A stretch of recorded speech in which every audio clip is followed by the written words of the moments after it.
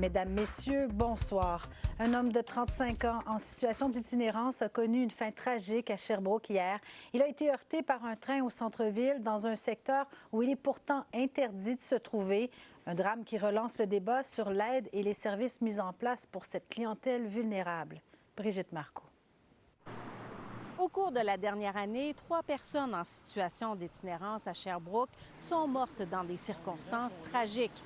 2 des 3 victimes ont trouvé la mort dans ce secteur alors qu'ils ont été happés par un train. Le plus récent accident remonte à dimanche soir. Vers 19h, Mélanie Lavoie, qui reste à quelques mètres de la voie ferrée au centre-ville, a su qu'un drame venait de se produire. D'un coup, on entend le train flûter très, très fort à proximité de mon domicile, chose qu'on n'entend jamais à l'habitude parce que c'est plus au niveau du centre-ville qu'on va s'entendre lorsqu'il se signale. Et puis tout d'un coup, on suppose que c'est les freins d'urgence qui se sont déclenchés.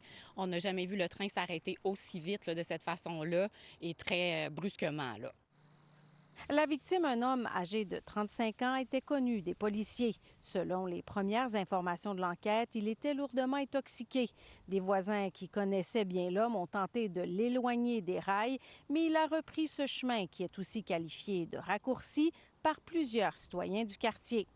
La conseillère municipale Geneviève Laroche raconte qu'elle tente depuis des années de convaincre la compagnie ferroviaire de construire une passerelle, une façon de traverser qui serait plus sécuritaire. Les piétons éviteraient les trains, mais aussi les nombreuses seringues souillées qui jonchent le sol. Chaque fois qu'on va remettre des barrières, il y a des gens qui vont les réouvrir et là, on s'expose à des accidents comme ça qu'on ne veut pas qu'ils arrivent. Si on avait vraiment un passage sécuritaire au-dessus de la voie ferrée, bien, on exposerait moins nos jeunes et tout. Ça restera toujours le passage naturel.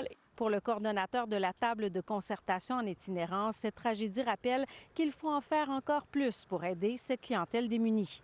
La première chose qui me vient en tête, c'est un échec collectif, encore. Un autre exemple d'échec collectif. L'itinérance, c'est une responsabilité collective. C'est pas normal que, sous l'ampleur de la crise, on n'a pas encore un premier ministre qui dit l'itinérance, ça va être une priorité personnelle. Depuis avril de cette année, le service de police de Sherbrooke a mis en place une escouade spéciale qui travaille auprès des personnes en situation d'itinérance. Sébastien Ouimet est chargé de cette unité. On a des succès. On a des gens qu'on réussit à rattacher avec les différents organismes, puis qu'on retrouve, qu'on recroise, puis les gens sont rendus à logement. C'est du travail de longue haleine. Ici Brigitte Marcoux, Radio-Canada, à Sherbrooke.